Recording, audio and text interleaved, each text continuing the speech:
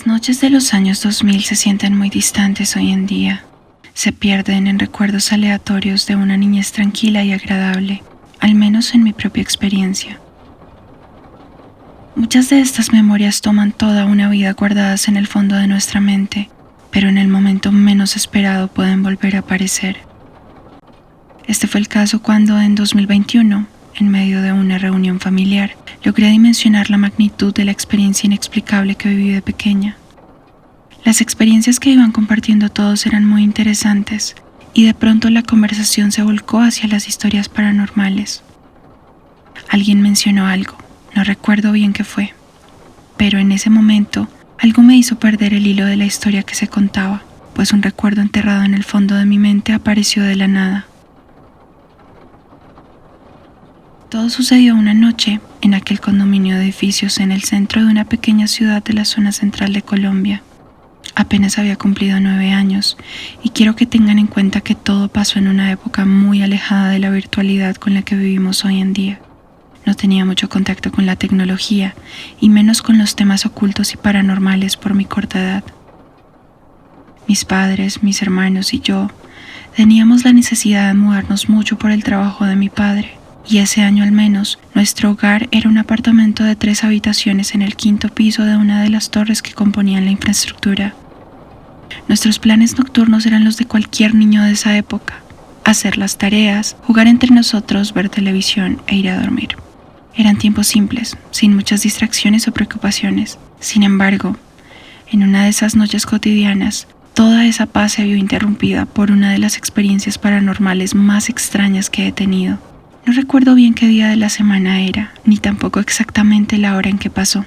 Mis padres se encontraban en su habitación mientras mis 2 hermanos y yo veíamos caricaturas en la sala. Todo en casa estaba apagado, a excepción del televisor de la sala de nuestro apartamento, que de por sí tenía el volumen bajo, pues ya mis padres nos habían enviado a dormir hace un rato.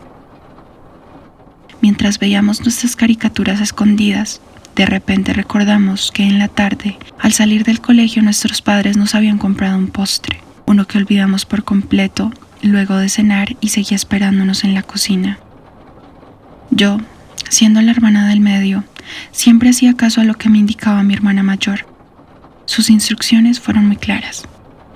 «Ve a la cocina y tráelo, está encima de la nevera», dijo ella mientras me miraba fijamente y con una de sus manos me indicaba que debía ser silenciosa. Salí entonces sin reprochar, en medio de la oscuridad, gateando hacia la cocina que quedaba detrás del comedor del apartamento para evitar hacer ruido. Al entrar y asegurarme de haber cerrado la puerta, encendí la luz de la cocina con cautela para así dirigirme hacia el lavaplatos.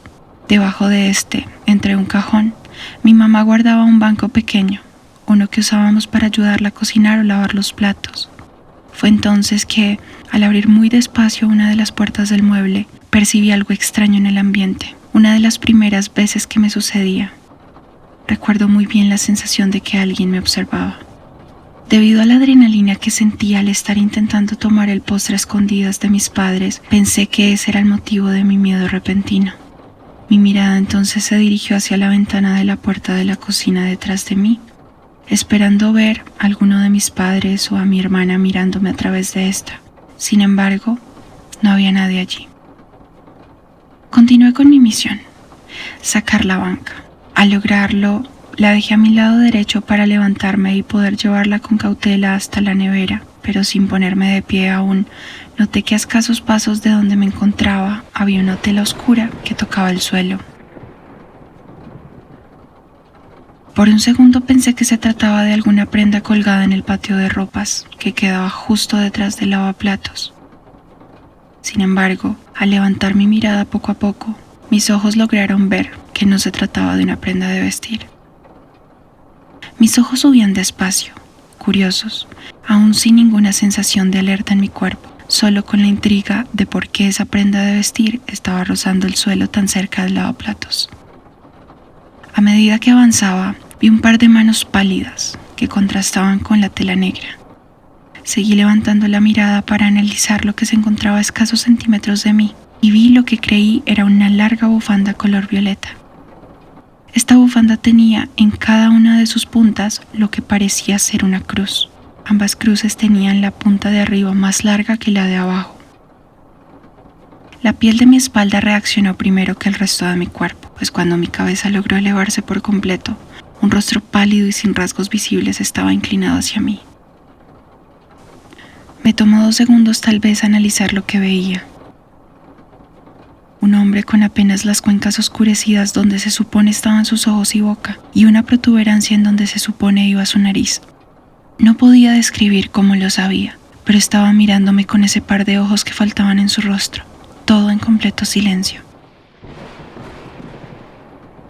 Mi mente de niña, al asimilar que alguien me había descubierto haciendo algo malo, decidió rápidamente tomar el banco y con el mismo cuidado inicial ponerlo en su sitio, cerrar las puertas del mueble bajo el lavaplatos y, mirando en dirección opuesta a la que este señor sin rostro se encontraba, salí de la cocina sin decir nada, con la garganta cerrada y la piel de la espalda erizada, gateando sobre la alfombra para no hacer ruido y con la sensación de que me estaba siguiendo de cerca. Al volver a la sala, me senté junto a mis hermanos en la alfombra mirando fijamente al televisor, intentando no pensar en lo que había pasado hace unos segundos. ¿Dónde está el postre?, preguntó mi hermana esperando una explicación.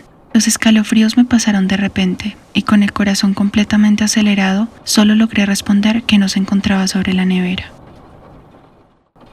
Era extraño que, muchos años después de ese suceso, en casa de mis abuelos, fue cuando logré entender lo que habían visto mis ojos esa noche.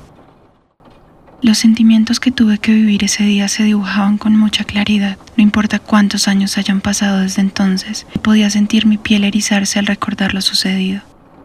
No era una bufanda violeta lo que vi esa noche, era una estola, de esas que usan los sacerdotes católicos cuando van a dar su prédica. Las cruces negras y de extremos largos eran cruces invertidas, además de la túnica negra y el rostro sin rasgos. Decidí entonces contar este suceso enfrente a mi familia, y tan pronto como describía a ese ser en voz alta, una de mis tías me interrumpió. Posiblemente viste al diablo. Al día de hoy, me dan escalofríos solo con pensar en ese ser.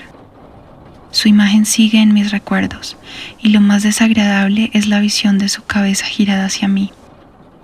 ¿Por qué iba a estar un sacerdote en el 5º piso de un edificio, dentro de mi casa, en mi cocina y en medio de la noche? Al día de hoy vivo en otro lugar, pero mis ojos siempre se dirigen hacia esa ventana cuando paso cerca de aquel edificio en el que solíamos vivir, sintiendo un malestar que casi me revuelve el estómago. ¿Habrá visto a alguien más en ese lugar lo mismo que yo? ¿Sucedió algo allí antes de que nos mudáramos? No dejo de pensar en que puede que existan otros recuerdos que siguen sepultados en mi mente, esperando por esa chispa, por esa palabra o esa sensación que me transporte al pasado y reviva claramente sucesos que aún hoy, años más tarde, sigo sin poder explicar. Ahora entiendo que nunca nos da miedo la oscuridad, sino lo que podría acompañarnos en ella mientras no podemos ver. Agradecemos a por compartir la historia de hoy. Hola, soy Elle y soy la voz que te habla desde la habitación 13. No olvides que este es un espacio libre de ficción. Aquí solo encontrarás experiencias reales.